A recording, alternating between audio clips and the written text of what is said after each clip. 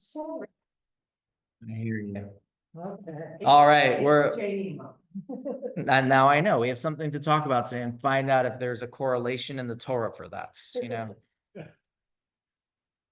By the way, there are some things in the Torah about differences of gender and in the sense of the tabernacle. The men, it says the entire golden calf came about like within hours. How did it happen? Men were like so excited about building this, they started stealing. They took jewelry from straight off the woman's ears, for example. So it says. The women weren't like running to do this, the men were. What can we do? That was compulsive. So, anywho, on the woman part, it says that the kior, which was what they washed the priests would wash their hands and feet with the water. I'm going to call it, I don't know. It's called the kior, the water basin, but they would wash their hands and feet with that. That was made out of the mirrors from the woman, the copper from their mirrors. And it says that technically copper is a vanity. Like, why should they use that?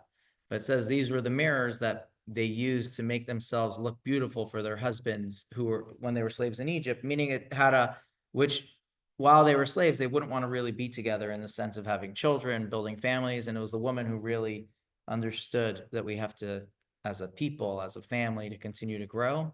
And so these mirrors played a very big role in them making sure they looked beautiful, to make sure their husbands would build families. So it was used in the tabernacle. That's my problem. I have no moves. Copper mirrors. But I will tell you something, and then I'm going to take questions from you guys. When I was in Argentina, one of the chief rabbis of Israel came to visit Argentina, and he was like on a tour. He was going to all these different cities and Jewish community, I'm going to say entities and organizations. And so he was going to speak to the yeshiva that I was in. I'm not using his name. And so basically he got very tired. His trip was like engagement after engagement after engagement. So instead of speaking to us in the morning, they asked if there's a dorm room. The dorm was in the same building that he can take a nap in. So, they find which is the cleanest dorm room. This is kind of the conversation like in the study hall.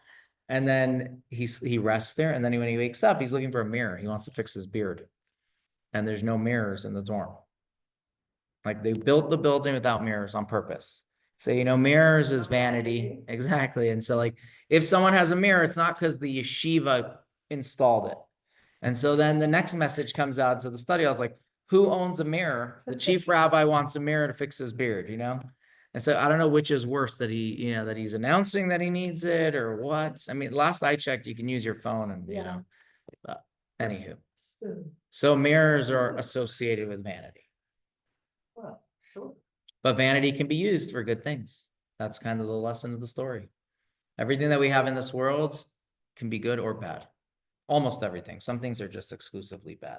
There's probably a little obvious. Well, but let's rephrase it. Killing Killing. can be good or bad. Murder is bad. Well, that's why I said murder. No, I know but I'm saying like if you rephrase it, you can have that same, or to use what I know I've shared this here, but it's just something that I always like think about. Some things are gray and are gray. Like it could be good or bad. And the question is, how do we determine if it's good or bad? And so like the reason why I bring this up is sometimes you look at Jewish debates in the Talmud and you say, wait a second, how could this rabbi say something's good and this rabbi say the same thing is bad? It's either good or it's bad. But that's not really how it is. Just to use marijuana as a good example. There are two camps. Yes. Marijuana is a great example. Some people say, no, this has medicinal purposes. And maybe those who say it should be banned, they don't necessarily disagree with that. What they're saying is there are other negative qualities that maybe should outweigh the positive qualities. And that's exactly how the rabbinic debates go. It's like, this has good and it has bad, but how do I define it?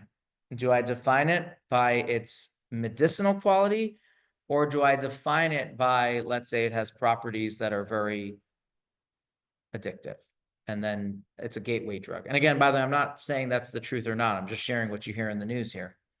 Right? I already know all the sides.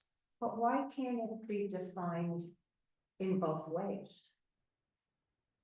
I mean, do you have to say marijuana is bad or marijuana is good? Well, I could talk like from a Jewish perspective and not necessarily about marijuana, but like in general, you need to know what to do, right?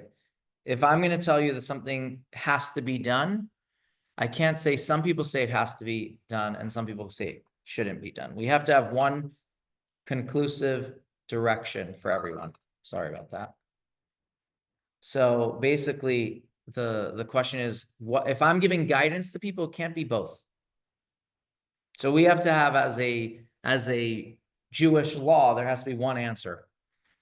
We can't say, well, if you follow this, do this. If you don't follow, we need to have one in Jewish laws, not in customs. And so that's why, like in the Torah, when it comes to kosher animals, this is where you learn one of these teachings. It doesn't say, I'm going to use the Hebrew word. Sometimes you'll find that the Torah very much stays away from using kind of like a negative word. But when it comes to telling me what to do, it's very direct. So instead of saying these are animals that are not pure, it uses the word tameh. These are impure. It uses it doesn't kind of beat around the bushes. I have to be very direct when I'm telling you what to do. So what would the Torah say about marijuana? To ask your rabbi. I'll tell you the truth. It goes back to this debate. Like, is it considered detrimental for your health or not? You're going to have to go to, if it's detrimental for your health, then the answer is, the Torah already says you have to be healthy. It says, Ushmartem et nafshosechem. You should guard your lives, which means you have to do the right thing that's healthy. So if I told you that cigarette smoking is dangerous, and all your life you've been smoking cigarettes because you never knew that, and it was cathartic and whatever else, the minute you learn that cigarettes are not healthy, in theory, if you can, you should stop cold turkey, if that's healthy. But you're walking around like such a. No, I'm giving you the same answer. I don't know the answer to marijuana. Oh. Ask your doctor and follow whatever your doctor says. Not Jewish. So if you follow your doctor and he says marijuana is not safe, All different. right? If your doctor says do whatever you want, I did it once, never again. but again, there are people who that's saving their back pain and chronic pain. And so like, there's definitely, here's something that I think is important, even in Judaism. I was studying this in the Talmud, I think last week. So it says somebody who only studies the Mishnah, it uses different like texts of our teachings. So if you only study the Mishnah, it says all your studies are for nothing. You're wasting your time. And the question is why? The Mishnah is Jewish law. So what does it mean I'm wasting my time? It uses other words, it uses sharper kind of terminology. And so the explanation that the Talmud gives is very simple. It says, if you only study the letter of the law, but you don't understand or study the text of how we got to that point, you can't base your actions on just that law. So for example, the example, I don't know if I've shared this here, but it was like, this was my, as a young student, this was kind of the example that gave me more clarity. So the Torah, the Jewish law, when you're studying the code of Jewish law on kosher, it gives you a scenario and it says it's not kosher. And then it adds in the same paragraph, not like, 5 pages later, it says, if this was I'm going to use a soup as the example. If this soup was made for a mitzvah and it will be a significant loss of money, then the soup is kosher. And you're like, wait a second, how could something be kosher and the same pot of soup not kosher? And so the explanation given was that the soup is kosher, right? That's why when I understand bigger circumstances, I can go on this more lenient. There's a loss of money. You made it for a wedding. That's a mitzvah, like a meal that's for a mitzvah or a bris. So because there's a loss of money and you have these extenuating circumstances, we're going to go to the letter of the law. But if you don't have those reasons, we're going to say it's not kosher. So you don't do this again by mistake and not know the difference. And then eventually you're on a borderline question, which is why we're asking if it's kosher or not. Your next situation might be just over that line and it's actually not kosher, but you heard it was kosher the first time, you associated it and you were incorrectly associating it. So the rabbis put these laws into place. But when you are asking a question to this same rabbi and you explain the situation, they have more to work with because they understand the case better. And then they could say, okay, well, the reason why we said it wasn't kosher here was because we were making sure that a similar case would not be mistaken for that, and you'd say kosher, when really it's not kosher. So to give you the classic example, which we have spoken about here, is the egg. Is an egg. Oh, A chicken is parv. A chicken is not meat. Just to talk kosher laws. However, poultry is considered meat for every single circumstance of Jewish law. Even though from the Torah, it is a neutral food. You could eat it with dairy or with meat. The rabbis are the ones that said chicken, poultry, most people associate as a beef. And therefore, someone who is less knowledgeable, who will see their kosher friend eating chicken together with cheese, might think meat and cheese can be eaten, right? We're worried about this. And so therefore we say chicken is not allowed with any dairy. However, so then the question is, why not the egg? The egg comes from the chicken, but I see people making dairy eggs all the time. Omelets. So you say we're not worried about that leap. An egg looks very different. We don't think that people make the leap that say, oh, I ate the egg with dairy, I could eat the chicken with dairy. Or the meat with dairy, right? They were just giving practical advice. People don't do the same association. but why, if it's expensive, does it make it kosher? What's the monetary? No, so you're talking about like when I went back to that Yes, sir. case. It's not that it makes it kosher. It's actually kosher. But they don't apply their extra, I'm going to say, restrictions to that situation when it's a significant loss of money and you are going to use this for a wedding. They understand the nuance of life. So what if I have a very expensive piece of meat? That isn't kosher to begin with. Mhm. That's not the same situation. Isn't this more like taking your kosher soup and putting it in a non-kosher bowl? Well, that won't be a good example.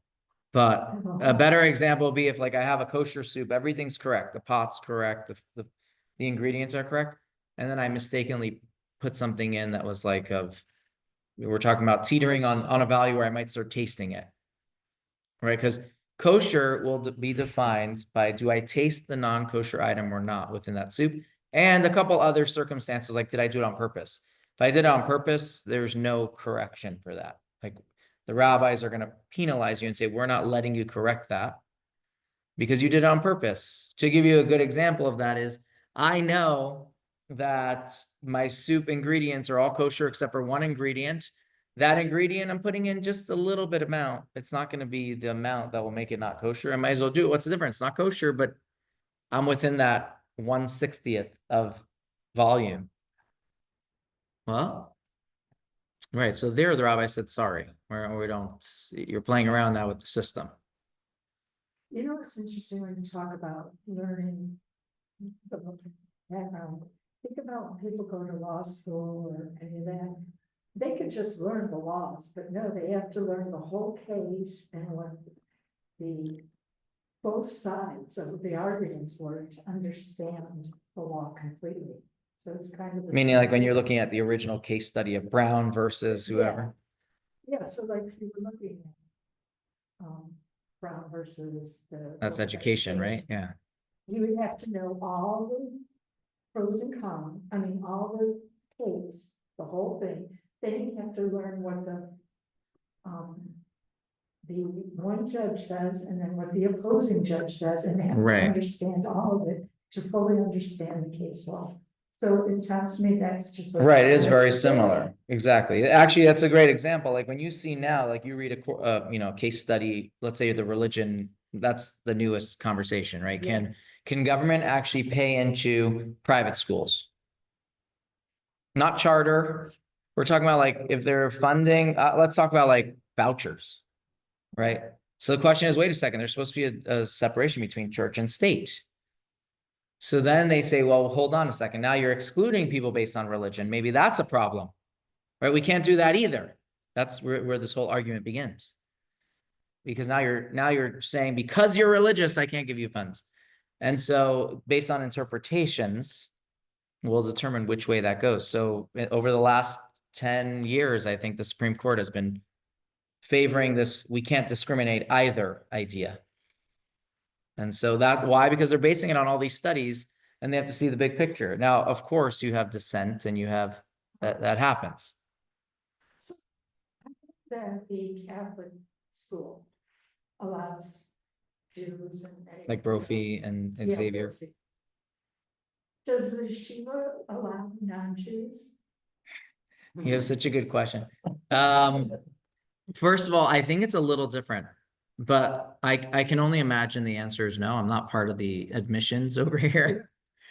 Not that they can't. The question is, would they be able to keep with the studies? Like if you weren't Jewish and you knew Hebrew and everything else, now we have another conversation. But in most yeshivas, you still have to be even up to par on their own education. But it's a good question. I don't know the answer. There's another part to this question that's not even being asked, which is like on the interfaith, if we're worried about interfaith and intermingling of religions and we're worried about that, what influence is somebody who is not of that yeshiva caliber in the faith or in knowledge going to affect on students in the sense of potentially attracting them to things that were not in the yeshiva atmosphere? Meaning there's more than just a religious question to that. In most schools, yeshivas specifically, or Jewish day schools, they're very careful about making sure their message, their perspective on life is the message that all students take, and students shouldn't be able to redirect that to something else. And that would be a reason why somebody says, well, maybe you're not a fit for our school right now. When you talk about like the Catholic, let's say Brophy, they have, let's say, one class that's, let's say, religion class. And if you request to not sit there, they allow that. In the yeshivas, your day is. Right. If you said, I want to be in your school, but only for the secular studies, that's 2 hours of the day, 3 hours of the day, not 8 hours of the day, when school is 8 hours. So you're kind of, the question is, who would want to be in that school? And can they sit through all the classes? Did your children learn Hebrew? And that is a very good question. Just to clarify the question, Hebrew as a language or Hebrew to read? Hebrew in general. Okay, so maybe I have to give more information. So when you look at the Torah, that is called the Holy Tongue, Lashon HaKodesh. That Hebrew is not modern Hebrew. So technically, when you go to school, if you go to a Jewish day school, you're going to learn how to read before you know how to translate. And as you learn to translate, the first things that you're really exposed to are biblical Hebrew, which all the texts that you read, whether you're reading the Talmud is Aramaic, but as you start reading different Jewish textbooks, you're going to be reading them in Lashon HaKodesh, in the original Hebrew. So that Hebrew you'll learn slowly. Now that Hebrew is still a good foundation for Ivrit, which is modern Hebrew, but there will be plenty of words that you'll have to learn that as well separately. So like, depending on what school you go to will determine if they're also focusing on the modern Hebrew. So I went to Hebrew Academy. We had a workbook. I remember even in first grade, it was called Sifatenu, our language, or our Safa, it's our language. So that was to learn modern Hebrew. But when you learn, let's say, the Hebrew language from the Torah, there are root words. It works just like any other language. And so you start learning a lot. You can maybe get around, but you'll sound funny. You know, it's the old Hebrew. It's like no. But it's not slang because it has less words. Slang is adding all these new things. It's the difference between English and American. Probably not, though. I know what you mean by that, because I think there was a good, I once read a recipe from like the 1500s. I couldn't figure it out. Like, I didn't know measurements. It's like a totally different English. I know what you mean. But we are in the same English. Do your kids learn Yiddish too? No. Well, the answer is no, not through classes, but through texts. So slowly they'll learn. And they have to want it. Same thing with me. I didn't go to a class that teaches Yiddish, but if you are in the Chabad school system, the Rebbe's talks were in Yiddish. There were a couple times that he spoke in Russian, a couple times in Hebrew, But generally Hebrew very little, Russian a couple times, Yiddish was the main language.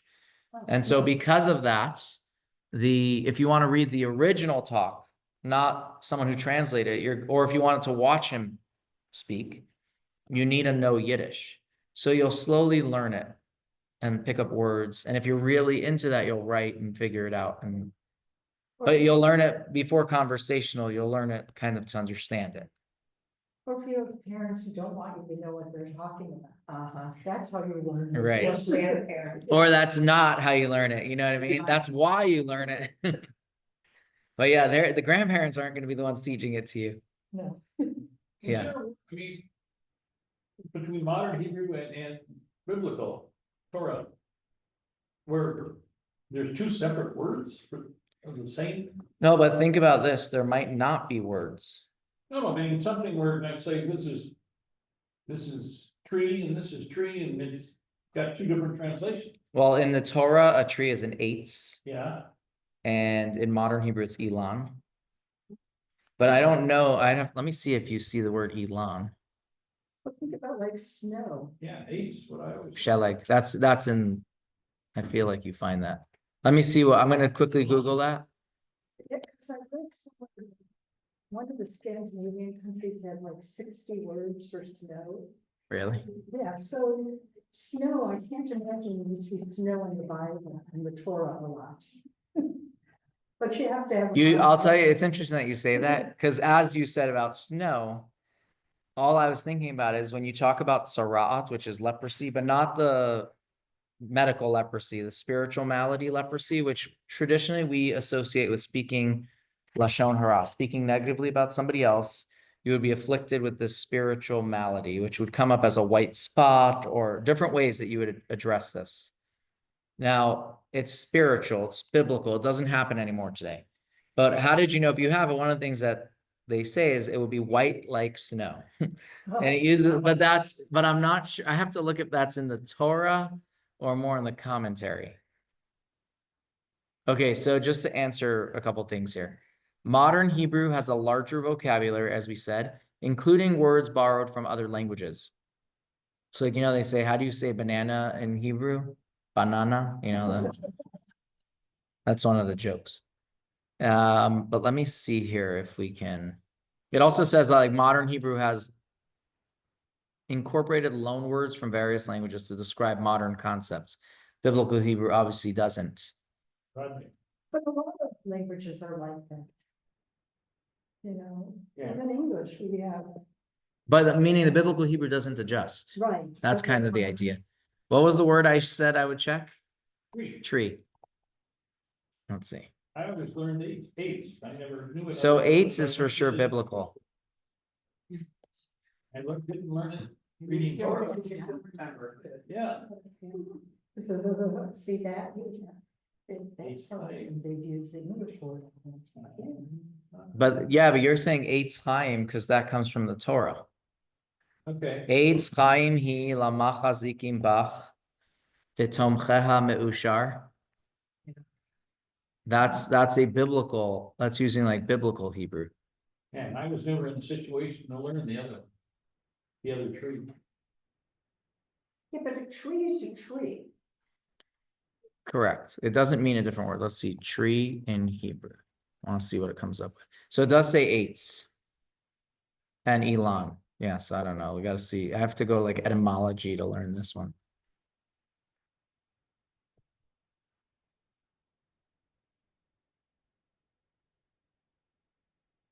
Let's see this. We got a Wikipedia. Give me a second. Elon.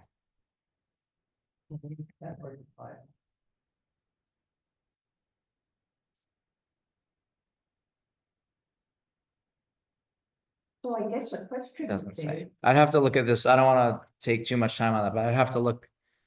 But the answer is yes, there are words that are. There are plenty of words that are not in the. Both two words. There are- for the correct. same thing. I don't know how many, but there will be. Why does there have to be a different one for tree? He's gonna study it later because he doesn't want to take it. Let me. Tree Hebrew. Let's just do Yeah, one. we're- Basically what it is. What Why can't the biblical word just be used in modern times? Probably because they need more words. I'll be quiet for now. No, I'm saying that's probably why. Why the need for modern Hebrew? Let's see what it says. Just a simple question. Now's when you should be using your AI. Yeah. Yeah, that's an AI. Right, because actually one of the things says like, why learn modern Hebrew?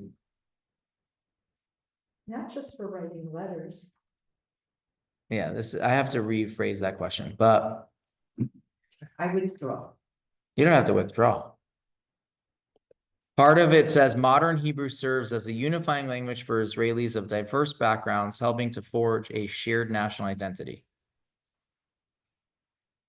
It doesn't really, it's not as a, It's not a good answer. yeah, no, it's not comparing. That's why it's not like Yeah. in relation to. Well, you'll study tree for the next time we have. Exactly. Etymology and like, A tree for. tree is for sure a biblical word. Like that's not a question. Yeah. Is Elon, and I could search this, is Elon found in Bible?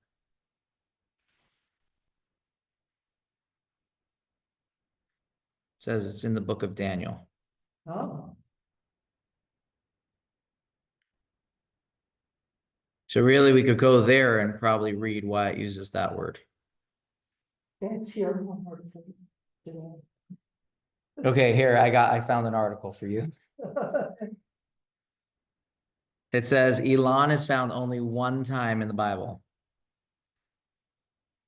Eitz comes from the word atzum, strong, or etzem, bone. So it denotes strength and durability of a tree. So like not grass, not flora, which are flimsy. Now, the attentive reader might notice that while the word eitz appears countless times in the Bible, the word Elon does not. Rather, the word Elon appears only once in the Bible, and a similar word, Elana, which also means tree, appears several times in the 4th chapter of Daniel. So it seems like in Daniel is where you find this word in general.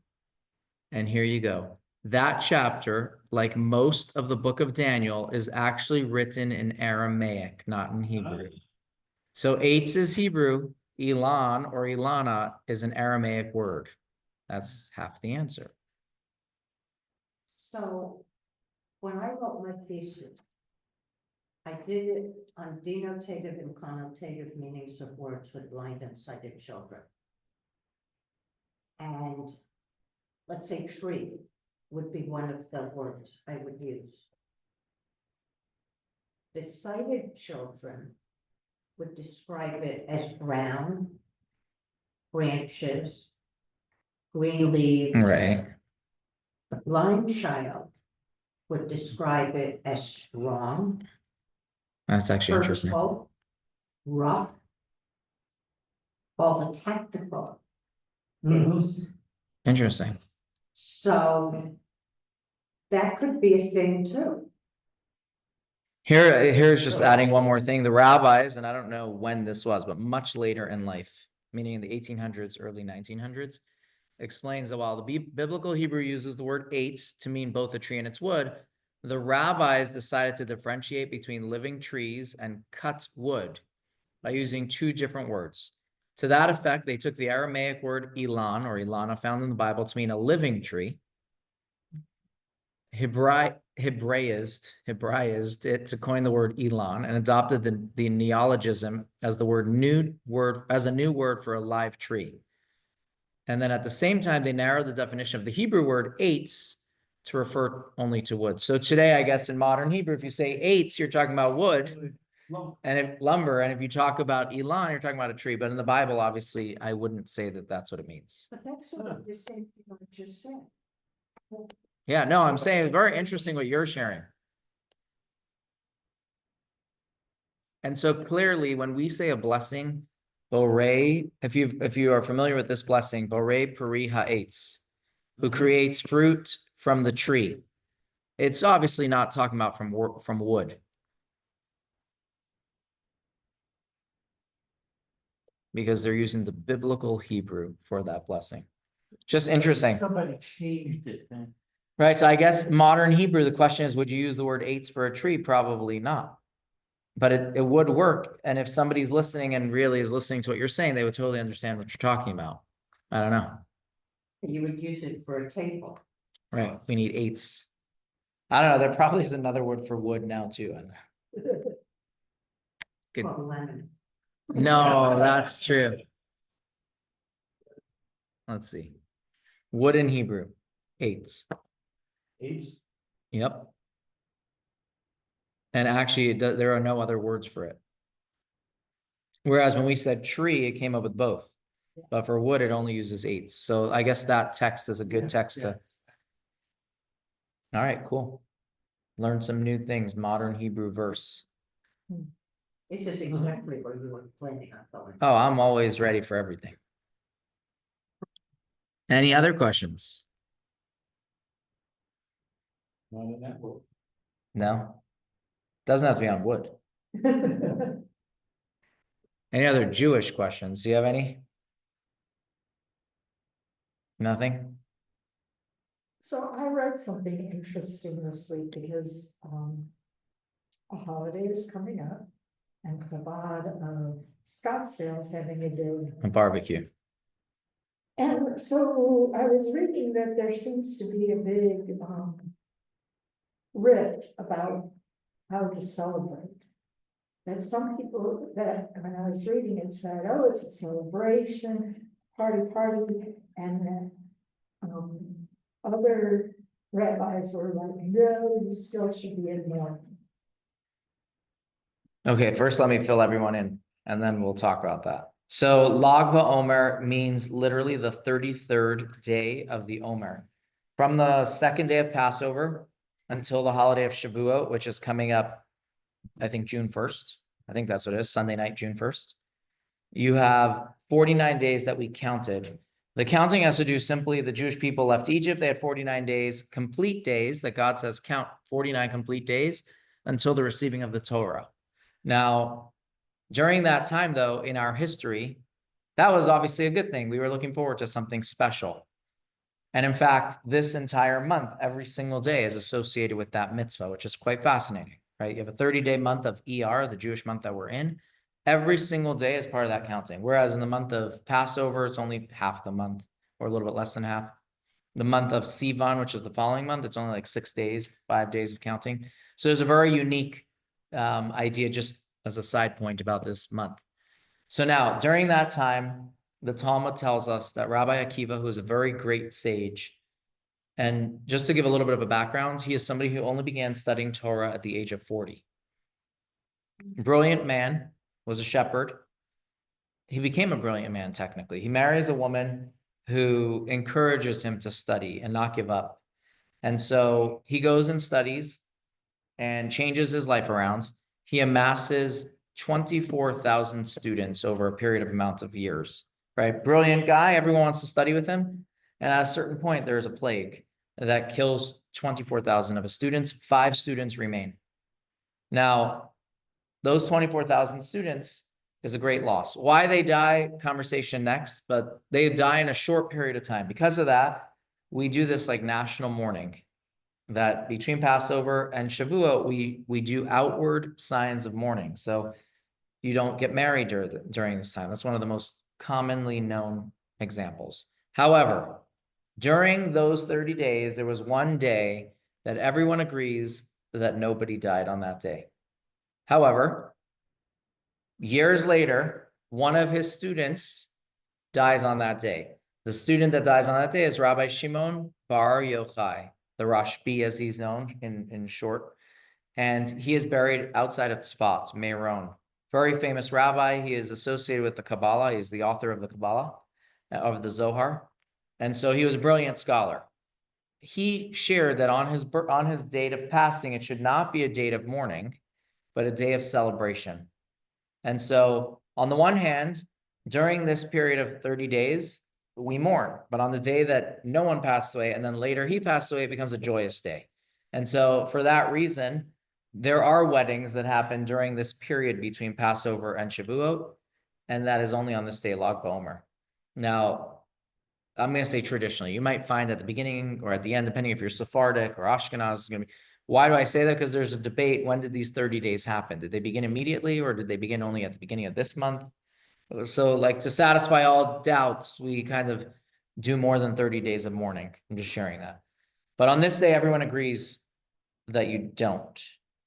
So I don't know what debate, meaning you had seen about that, but how do you celebrate it? So many people will light a bonfire, a flame, because it says like his holiness, and it says that when he passed away, a flame showed like his greatness, all of his teachings. And so flame is spiritual. It's like, this desire to connect to God. So people go into the fields, they go out, they celebrate. That was kind of what his day is about. But in addition to that, it's that there are stories about him that he was also in hiding for a certain period of time because the Romans wanted him dead.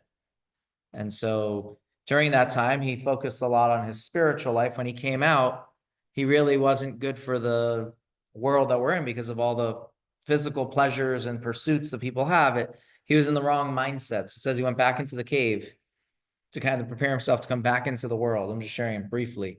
But he was a very famous scholar. And because of that, we celebrate on that day. But then we go right back to mourning, right? So I don't for that reason, you find a lot of synagogues, they'll do outdoor stuff, barbecues, bonfires. So funny side note on that. I was flying into Israel to become part of a psychotherapy group of women. And as we were going into Tel Aviv, I look out the window and Tel Aviv is on fire. And you're like, what's going on? Right. And all these fires were beneath the plane, and I thought, oh my God, what am I gonna do? They're burning up Israel. And then I found out. That reminds me of, it's interesting that you say that. So if anyone here has been to Patagonia, Argentina, there's a city there called Tierra del Fuego, the land of fires. What it was it's a freezing part of Argentina. It's the southernmost city. And so the first time kind of the pioneers or people exploring saw this city, they looked and they saw fire after fire as people keeping warm. They call it the land of the fires. So it's interesting that you say that. But there is a very sad story that happened over the last, if you guys remember that story in Israel, I'm going to call it a stampede. I don't want to use that word, but I think it was like 5 or 6 years ago. Soccer game? No, it was an event for Lag BaOmer. When you go in Israel, a lot of people head north. They go to his gravesite. And outside his gravesite, they make stadium style bleachers, and all these different groups come and light fires and sing. It's like all the different Hasidic groups come, and it's like a whole thing to light the bonfire. Well, Israel with the police department also does like a security perimeter. And so what happened was I think a bleacher collapsed and caused pandemonium, and people started rushing to get out. They didn't know what was going on, but the avenues of exit were blocked off, not because of malicious intent, but to kind of protect the area. And so you had people, I could check what year it was. It wasn't too long ago, maybe 4 years ago. Lag BaOmer, I'm going to call it. Let's see what it says.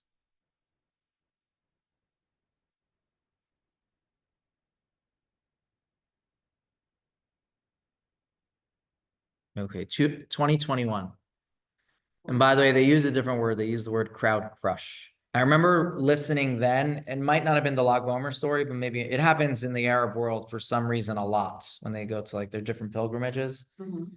And stampede is basically the traditional word that most people use, but stampede is animals. And there's no logic in a stampede. So people try to, at a certain point, people stopped using that word. So that's why I see this in Wikipedia, it's called crowd crush. Crowd. But like obviously in many stories, it's 45 people died, is what it says. So let me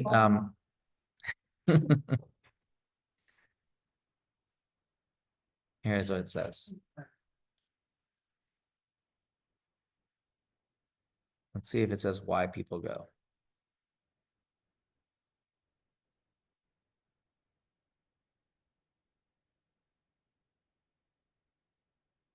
Yeah, no, it doesn't. You say you hear about it a lot in Arabic, but you also hear Hindu. Well, I probably was just associating like, People, but you don't like, for Israel, that was very unique. yeah. Okay, so I'm just gonna read a couple lines. Lag Bomer. Why outdoors? Lag Bomer is traditionally celebrated by going out to the fields and woods where you can most easily appreciate God's magnificent creation. So that's number one. Many people have a custom to eat carobs, and this is what I'll tell you. Carobs, like the black. Yeah. The reason for that is, for 13 years, he and his son, Rabbi Elazar, hid in a cave from the Romans. And that's what they survived on. It says there was like a stream and carobs. So people do that. There are people who have dyed eggs.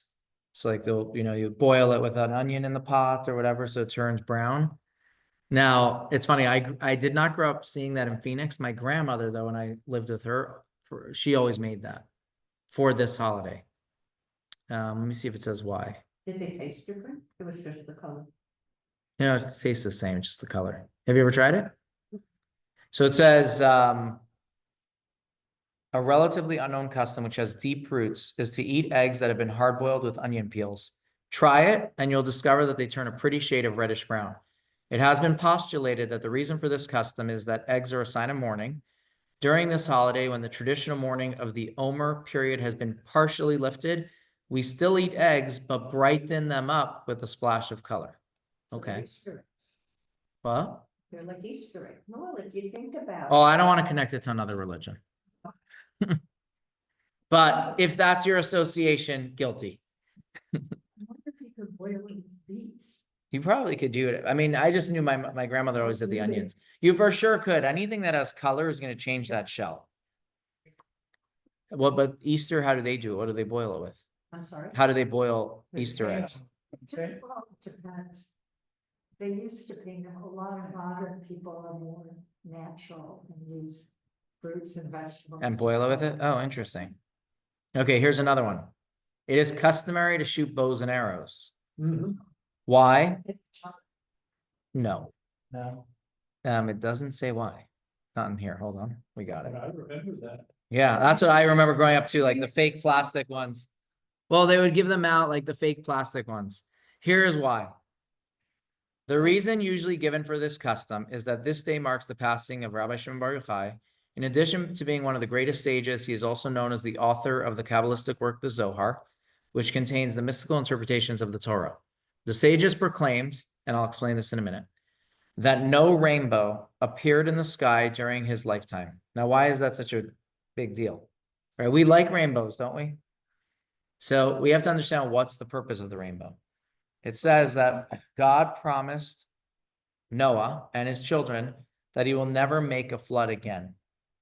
And so the rainbow was that promise. So when you see a rainbow, in theory, it's a reminder to God who's saying, I wish I could do this, but I can't. I promised I won't. So usually the sign of a rainbow is not a good sign, even though like most people say, look, a rainbow. In Jewish tradition, it says don't show a rainbow to others because it's not a good sign. Now, if you show a rainbow so they can say a blessing, yeah, but why is God showing it?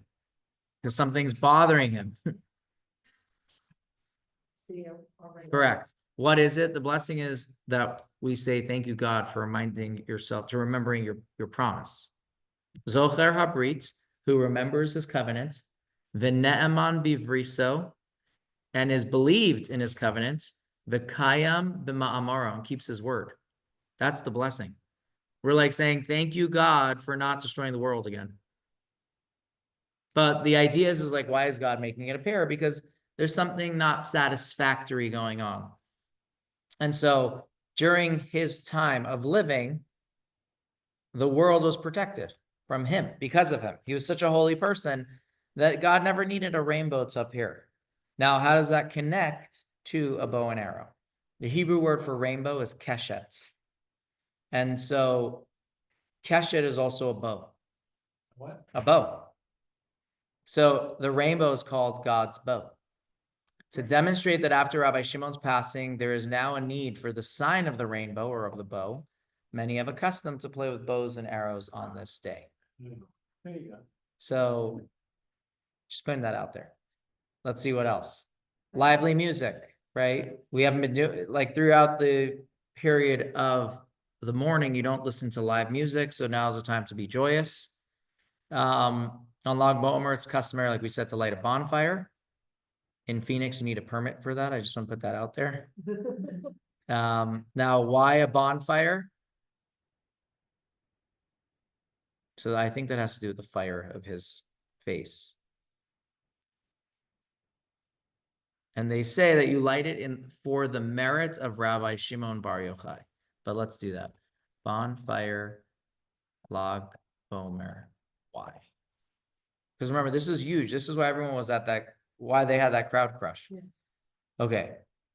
So here is one of the answers.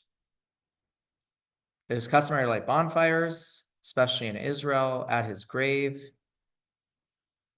And like you said, on a typical Lag BaOmer, one can witness hundreds of thousands of people flocking to Meron, where they light giant bonfires, because each one might be doing another one. They sing and dance through the night. The first time that this is mentioned in any letter or Jewish text was in the 1400s. It was written by Rabbi Ovadia of Bartanura. So if you ever see the Bartanura wines, it's actually where this person was from. He wrote something to his brother that he traveled to Israel, and he said on the 18th of ER, which is this Friday, Thursday night Friday, they would gather and light large fires. So here are some of the reasons. One said that on the day of a righteous person's passing, all the holy work that he has done is revealed in this world. So on Lag BaOmer, the true light of Rabbi Shimon Bar Yochai's accomplishments are revealed in this world, which was that he revealed the hidden aspects of the Torah, which shined or shone bright like a blazing fire. It also says that the Zohar relates that on the day of Rabbi Shimon's passing, sunset was delayed until he finished revealing the secrets of the Torah. He had more teachings to teach. Additionally, he himself shone so brightly, which is what I had shared earlier, that his students could not look at him.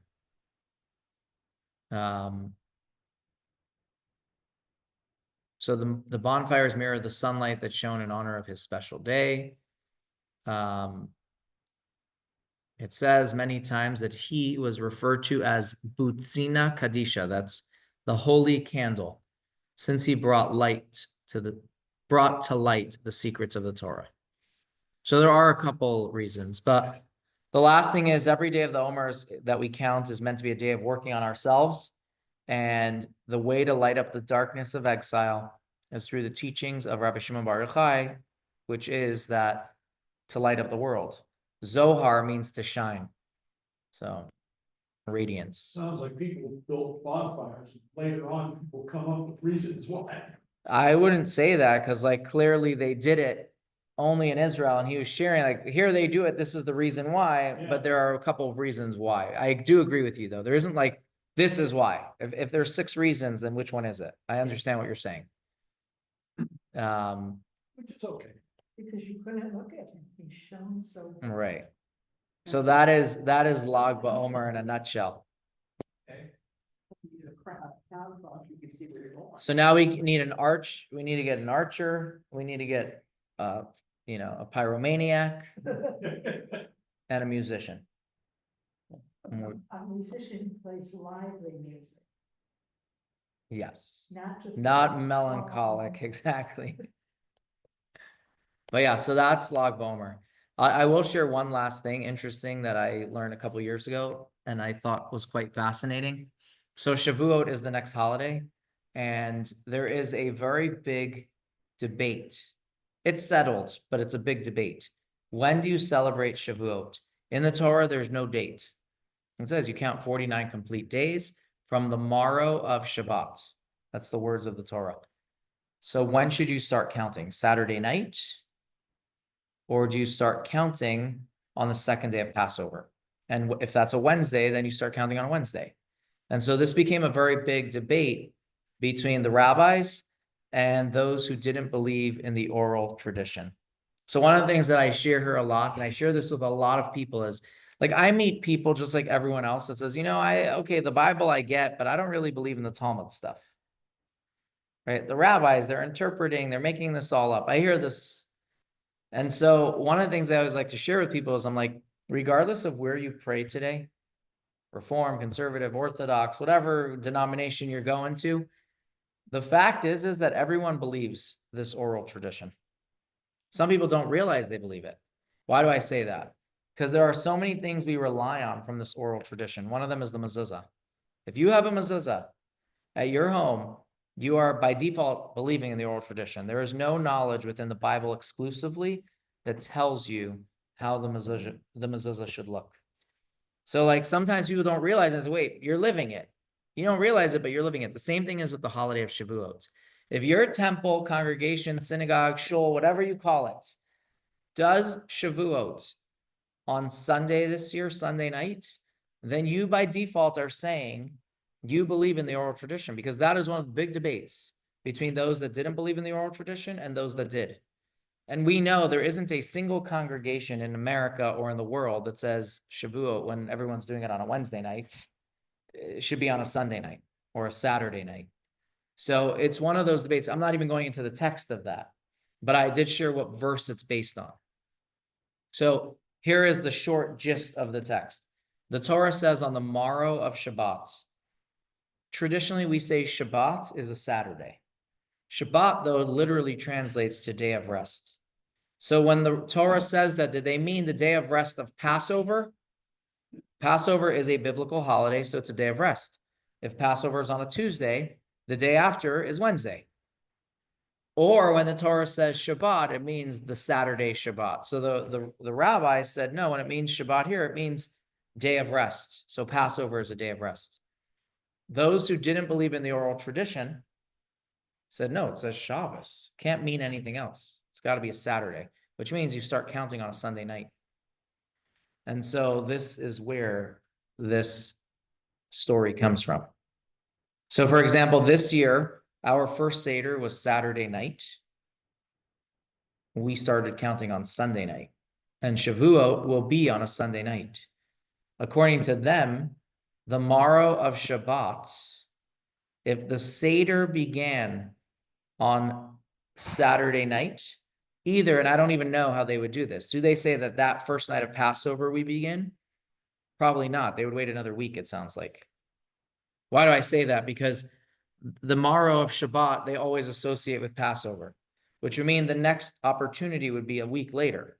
So I don't know if that means they wait. I wouldn't know how it's done in this year. It's very easy when you tell me a Wednesday. I can say, okay, it's that Saturday. And either way, it's just one of those things. A lot of times, like people who argue and say, I don't believe in it, like, they're living it. And they don't realize. Shavuot. Chabad, no, the whole world. It's not a Chabad thing.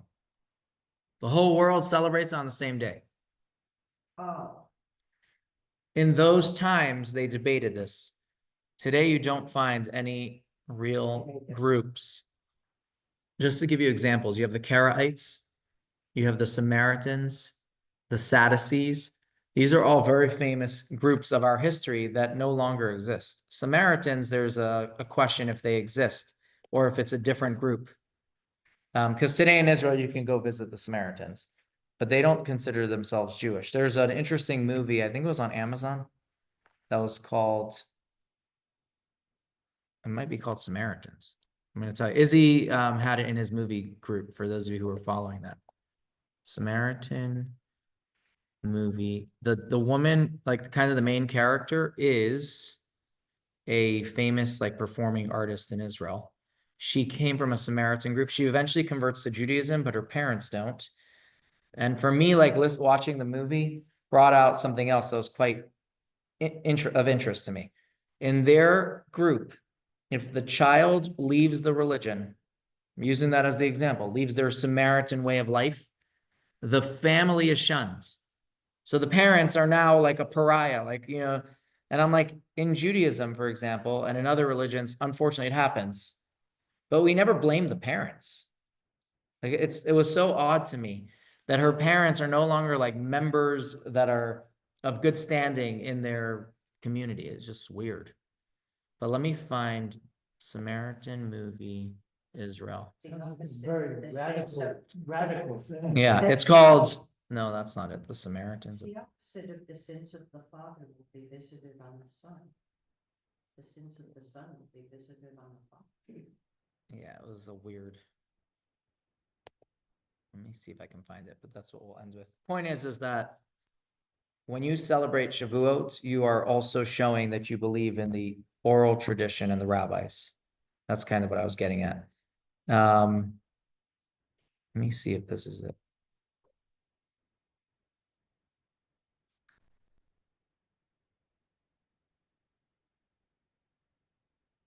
The Samaritans, a biblical people, maybe? I don't think that's what it is, but if I knew the name of this woman, let's see if I can do that. Samaritans, movie Israel, female performing artist. I don't know. You got to know that it's called is it called Samaritan maybe? You just remind me, when my mom does like a Google search, she thinks she needs to put it in a proper sentence. Oh, I'm like, no, you can just put the words in any order. No, you definitely need keywords. No, actually, you get 5 million different things. Yeah. So she would be saying, what is the movie? Right? Like, no. Either way, I'll find it. But the point is they have like, I always think it's quite fascinating. Like for people who question, it's like, wait, you're living it. So if you're questioning it to learn, that's always a good thing.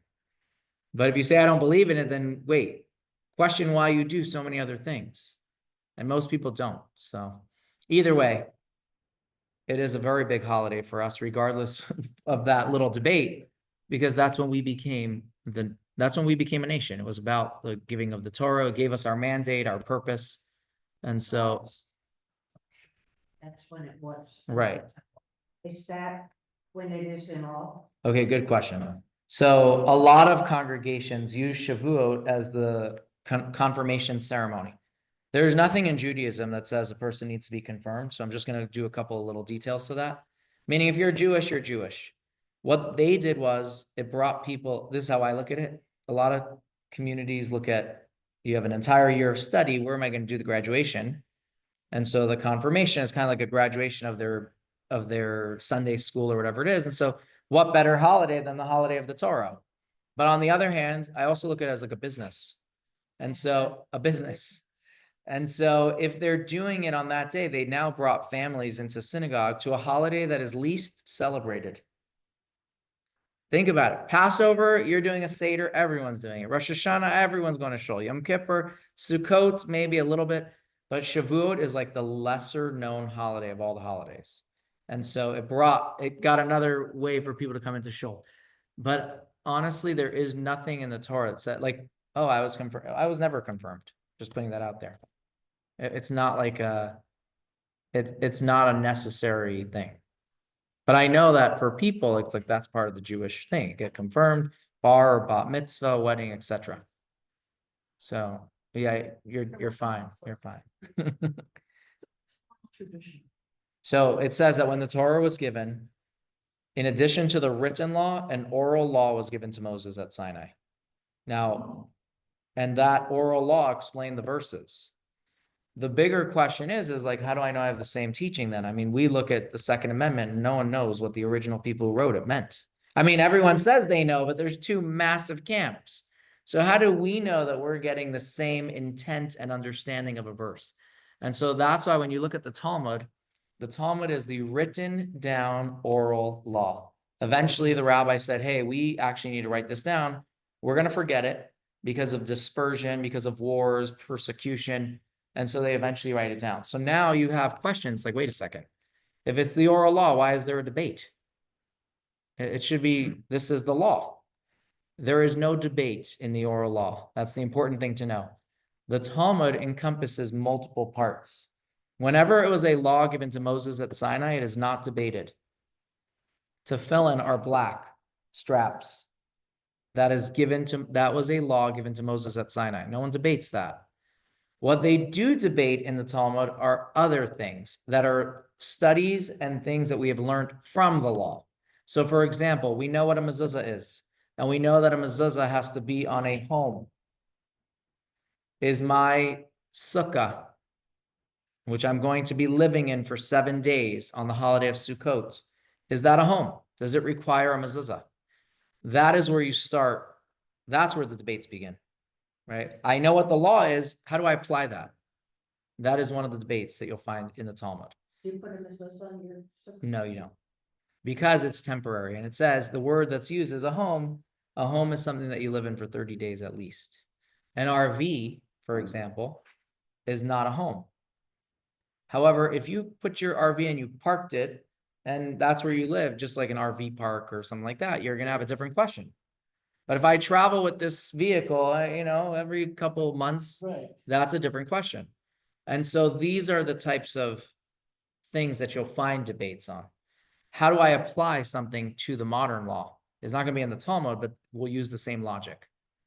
So the Talmud consists of a couple things: the oral tradition given to Moses at Sinai, legislated laws of the rabbis, customs. That's also part of the Talmud. So minhag. And then also part of that is understanding kind of the verses. Sometimes we need to understand it better. The system of how it was given over to make sure people didn't forget it was by repetition. And so not just broken telephone style, but it's always connected to a verse. So you had a paper that kind of connected it to the teaching, which helps you remember it.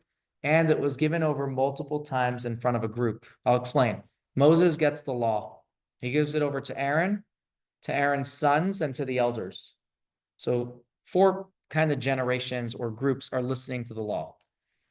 After Moses finishes sharing it, now Aaron teaches it. A new group comes in though. So there's 4. Technically, everyone is listening to the law at least 4 times. And then they always have Moses to come back to if they have a question. So the most fascinating or telling thing in the Talmud is when they say we do not remember the law. You find that a couple times, which means that no one's making up new stuff. We say we don't remember what was given to Moses at Sinai. That's a very big admission. So there is a class that was taught, was called Judaism Decoded. And that really touches that. That's understanding this oral tradition. Rule number 1, though, like I always share, sometimes this comes up after you've started debating with someone. It's like, wait, do you believe in God? If you don't believe in God, then all of this is anyways for nothing. So you can't really debate somebody about the oral tradition. Is it true? Did it happen? Unless they believe in God. So that's kind of the key. Right? So we can only talk about this first if we come to that foundational agreement. So if we believe in God, God gave the Torah at Sinai, God gave an oral Torah as well to Moses, to the Jewish people. And now we could say, okay, how do I know? What was it? What's the proof text to that, et cetera, et cetera, et cetera. I'll conclude on that note. My pleasure.